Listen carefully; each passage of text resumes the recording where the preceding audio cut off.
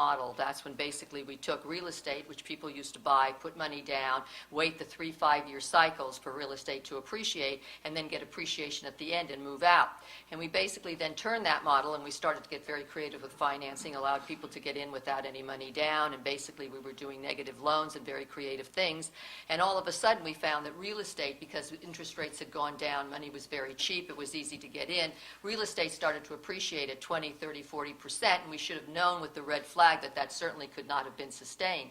And when you look at real estate, it actually started to go down in the year 2005, and in 2005 sales started to go down, and with that, usually in a normal real estate correcting cycle, it means that basically values will go down 5-10%. That period of time usually lasts between 24 and 30 months. We'll get to stability and the market will appreciate. But because of what happened with credit and how we basically were financing the home market, that basically has put us into a correcting market that's lasted a long time.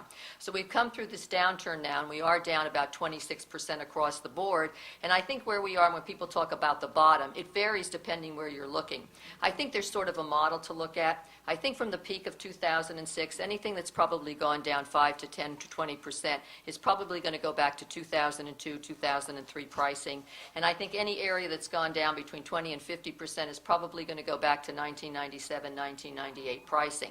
What that means is those that haven't gone down substantially are probably going to retain half of what they gained in that frenetic market from 2000 to 2005. Those that basically went down even further are probably going to give all of that back.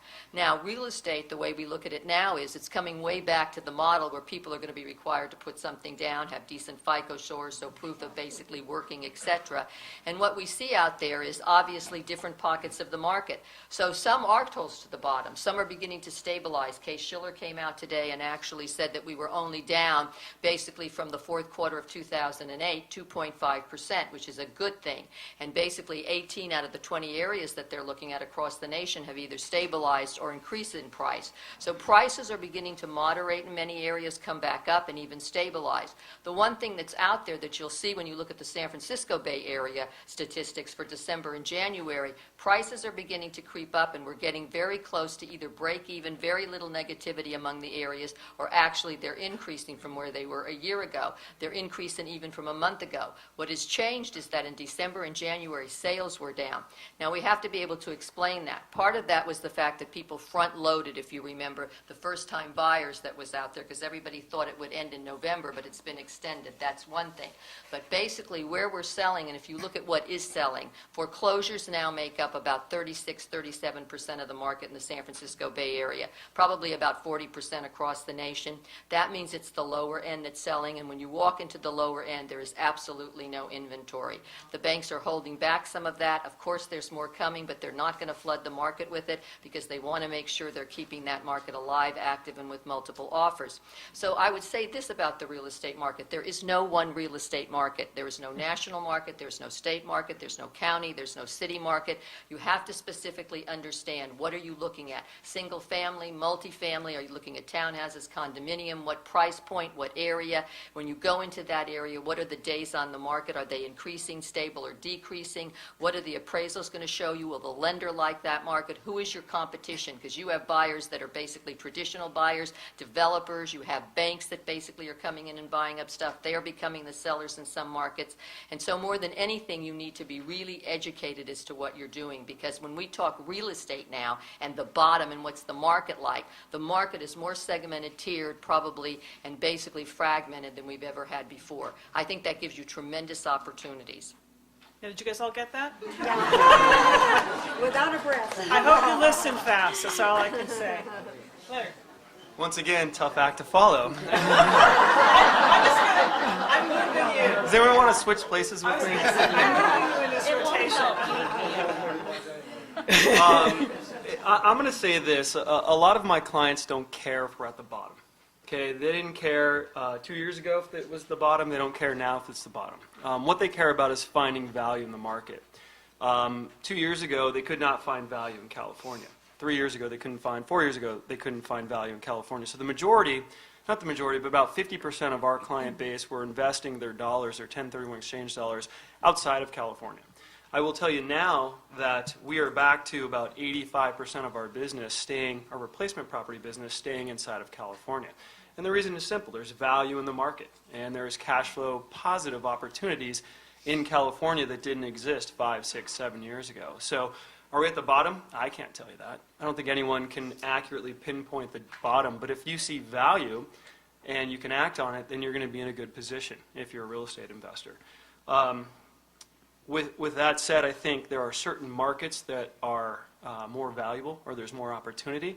You're not going to find a lot of cash flow positive properties in San Francisco. If you do, it's going to be multi-units, and you have to come to the table with significant down payments.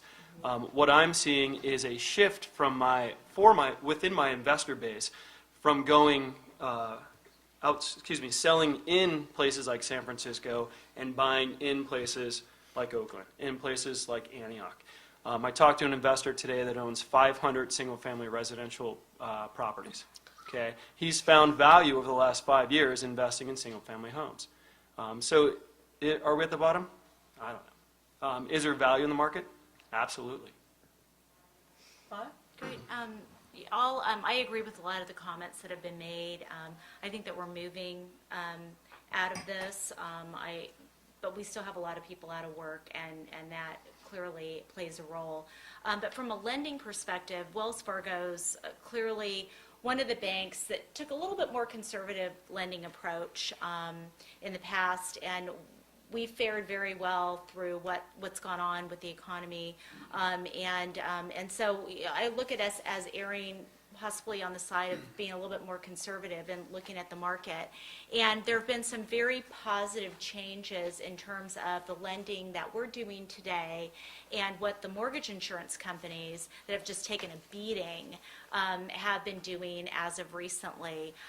So in the state of California, in the past, we were very limited on the loan to values that we were doing. We were requiring a lot more money down.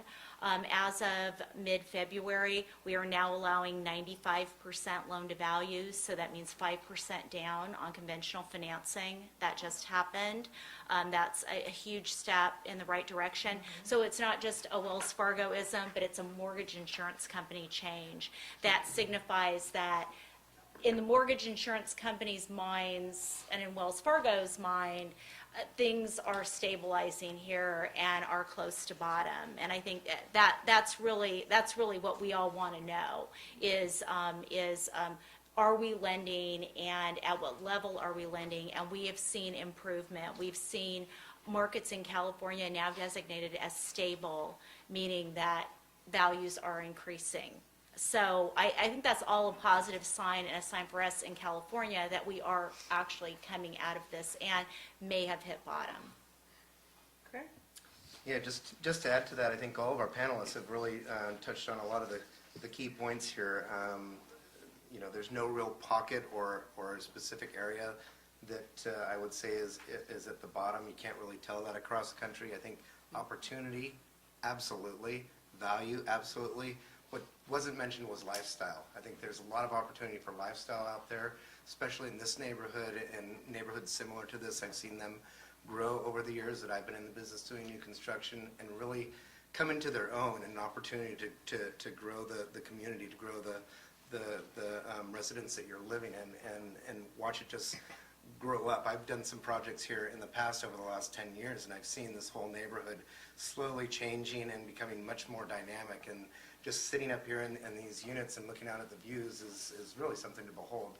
The fact that we're as close as we are to San Francisco without paying the values that we're paying in San Francisco really gives us an opportunity to a lot of people, especially with the values that you have available to you here right now. So I think there's a tremendous upside to the opportunities that we have present to us right now.